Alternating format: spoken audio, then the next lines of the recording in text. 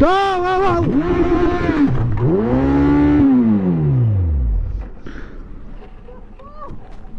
we have a motorcyclist following a transit van on a country road when the van comes to a stop because of an approaching vehicle in the opposite direction. The van then engages reverse and reverses into the motorcyclist, which had just become stationary behind the van. Most of the comments on the original clip would have you believe the motorcyclist is responsible for this collision. Is that the case? Well, before we get into liability, 99% of repeat viewers don't follow the page, so make sure to follow over there, like the video, and also post a comment with what you think the outcome is as the video plays. So this one should be, and is, a very straightforward and clear-cut case. The van driver was apologetic at the scene and admitted liability for the collision straight away. The van driver's insurance company also admitted liability straight away for the collision. And yet, the regular cesspit of people who frequently comment on dashcam clips only to say that it's the camera person's fault or reach into outer space on this clip to blame the camera vehicle, and they cannot fathom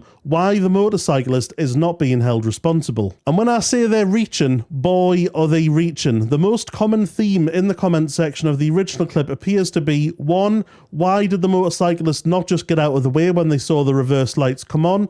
And 2. How could the van driver possibly know that there was a motorcyclist behind the van?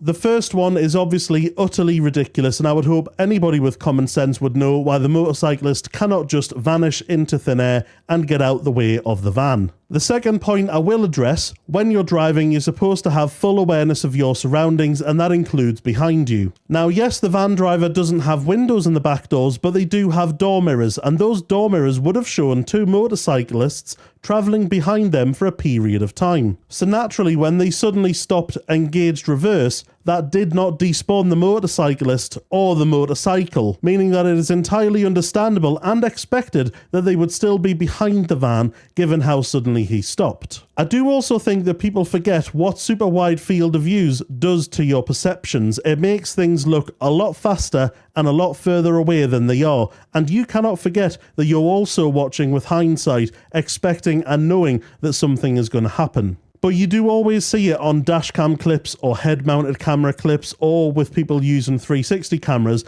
People are always saying, you're going too fast, that was miles away, but they don't realise that things look faster and further away than they are when using a wide field of view. So to be abundantly clear, the motorcyclist is not at fault in any way, shape or form. The van driver was completely responsible, and they accepted that straight away, immediately after the collision. The motorcycle stopped way too close for the van to know that they were there. Well, that just simply isn't true. Prior to the collision, the motorcycle was following the van with a safe braking distance. The van does an emergency and sudden brake, and the motorcycle is able to stop without colliding with the rear of the van. The van then engages reverse very quickly and reverses without checking it's safe and clear to do so. And, as I mentioned in the original video, when you're driving, you're supposed to have full awareness of your surroundings, and that includes behind you. Now, yes, the van driver doesn't have windows in the back doors, but they do have door mirrors, and those door mirrors would have shown two motorcyclists